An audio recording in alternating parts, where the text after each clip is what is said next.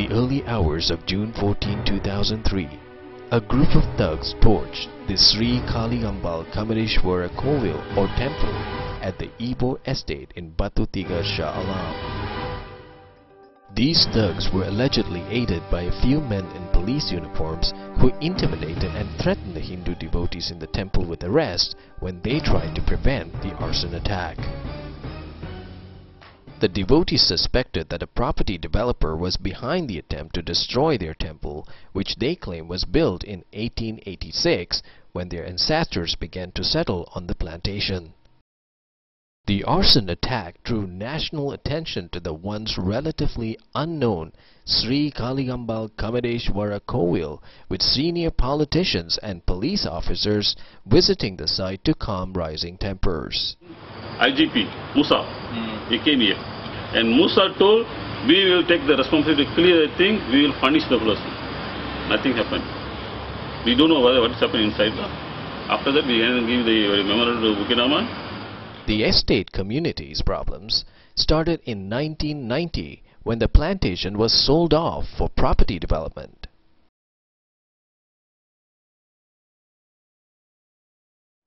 Originally, there were two temples in Ebor estate. The bigger Sri Mahamariamman Kovil was bulldozed flat by a property developer on July 14, 1998, and this too without the community's knowledge.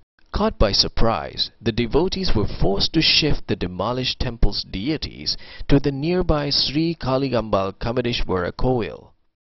Estate வந்து அபிவிருத்திக்காக வேண்டி வீடு அமைப்பதற்கு அபிவிருத்திக்காக வேண்டி எஸ்டேட்டை வித்துட்டாங்க. வித்த உடனே இங்க உள்ள ஆளுங்களை வந்து USJ 8க்கு USJ கோர்ட்டுக்கு கூடிய போயிருக்காங்க. இவங்க எல்லாம் அங்க போயிட்டாங்க. ஸ்கூலுக்கு ஈபூர் எஸ்டேட் ஸ்கூல்னு அங்க ஒரு ஸ்கூல் கொடுத்துட்டாங்க. கோயிலை வந்து அனாதையா விட்டுட்டாங்க. ஸோ அப்படி இருக்குள்ள இந்த பெரிய கோயில் என்ன பண்ணிட்டாங்க, ஒரு நாள் விடிய காலைல வந்து MPSC போலீஸ் வந்து உடைச்சிட்டாங்க. ஸோ அதுக்கப்புறம் இந்த கோயில தான் எல்லாரும் வந்து ஐக்கியமாயிட்டாங்க. இதை வந்து சாமி கும்பிட்டு இருந்தாங்க. இது இப்போ அண்மையில் 14ஆம் தேதி 6ஆம் மாதம் 2003 என்ன பண்ணாங்க, ஒரு கோயிலில் படுத்திருந்த கோயில் பாதுகாவலர் வந்து ஒரு ரெண்டு காடி, போலீஸ் காடி 2 காடி, ரெண்டு பஜாரோ 2 பெட்ரோல் காடி 2 காடி அண்ட் பிளாஸ் ஒரு கஞ்சல் போலீஸ் எல்லாம் கோயில் வந்து ஆளை கொண்டு கோயிலில் படுத்திருந்த ஆளை கொண்டு வெளியே வச்சுக்கிட்டு நாங்கள் போலீஸ்காரங்க வெளியே வச்சுக்கிட்டு இங்கே உள்ள வந்து என்ன பண்ணாங்க, கோயிலை ஜம்பி பண்ணி அந்த அரச மரத்தை வெட்டிட்டு நீங்கள் படம்லாம் பாருங்க. அப்புறம் இருக்குது அரச மரத்தை வெட்டிட்டு இதெல்லாம் அடிச்சு உடைச்சி பெட்ரோலை ஊற்றி கொளுத்திட்டாங்க எல்லாத்தையும். The Sri Kaliyambal Kamareshwara Kovil story is very much the history of many temples in the country. As urban centers grew, plantations made way for housing estates, golf courses and other modern amenities. Apparently, there is no place for temples in this new scheme of things.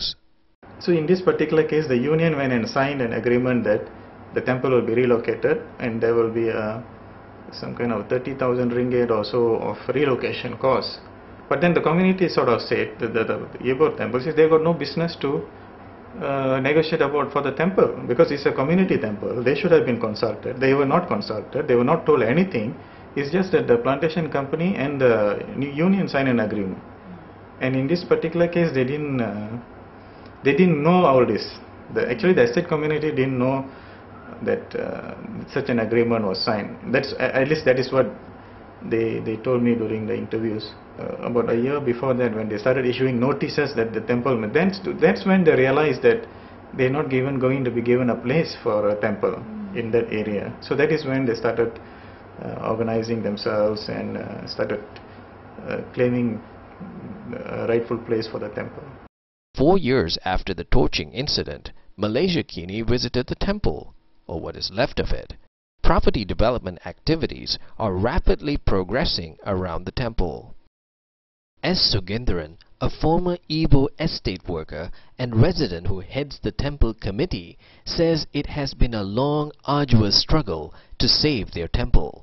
The committee, he said, was persistent and refused to budge until a piece of land was allocated for the temple. Because we cannot keep here struggling, everywhere struggling, saying you didn't give up, I didn't give up, we struggle.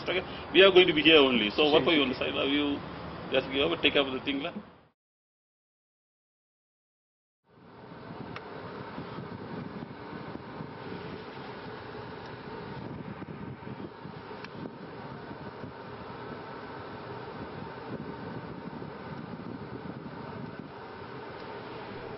After numerous meetings over several years, the developer for the housing project agreed in 2007 to give an alternative piece of land for the temple and bear its relocation cost.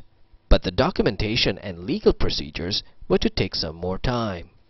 Malaysia Kini has been following up with the progress, and on March 8, 2009, the temple was officially relocated to a temporary site after a simple religious ceremony attended by members of parliament, assembly persons and the developers' representatives. So இந்த கோயில் கட்டுறதுக்கு 50 வருஷம் பண பற்றாக்குறைனா நாங்கள் நிறைய அங்கேயும் தேடி நிறைய எஸ்பிஎஸும் சாம்டாவும் நிறைய உதவி செய்யுங்க. இந்த 8ஆம் தேதி அவங்களாம் வராங்க. YB மனோகரன் வராரு, YB ஜேவியர் வராரு, மாணிக்க வராரு, கோபிநாத் சிங் வராரு, இந்த YBs எல்லாம் வராங்க. சாம்டாவி 10 பேர் வராங்க, 10 பேர் வராங்க, எஸ்பிஎஸ்லும் வராங்க, நிறைய பேர் வராங்க. நமக்கு நிறைய எல்லாரும் ஆதரவு எனக்கு எஸ்பிஎஸ் சாம்டாவிக்கு நான் ரொம்ப நன்றி சொல்றேன். ஏன்னா அவங்க நிறைய உதவி செய்யுங்க இந்த கோயிலுக்கு. Construction of a permanent structure at the same site will begin once the committee raises sufficient funds. ஒன்று சொல்ல எல்லா கோயிலுக்கும் என்னன்னாக்கா அந்த நிர்வாகம் ஒழுங்காக இருந்துச்சு. அவங்கள போட்டி போறாமல் இருந்தால் எல்லாத்தையும் கோயிலுக்கு ஒன்று வரணும்னு ஒரு எண்ணத்தோடு அவங்க இருந்தாங்களாக்கா நிச்சயம் சாதிக்கலாம். எல்லாரும் சாதிக்க முடியும். நான் செஞ்சு பெருசு நாங்களாம் செஞ்சு எல்லாரும் சாதிக்கலாம். பட் அந்த நிர்வாகத்தை வந்து போட்டி இல்லாமல் நான் தலைவர் நீ தலைவர் அப்படின்னு போட்டி இல்லாமல் முறையாக டெவலப் சொல்ல அரசாங்கம் முறையாக ஃபாலோ பண்ணாக்கா எல்லாமே சாதிக்கலாம். யாரும் சாதிக்க முடியாது ஒன்றுமே இல்லை.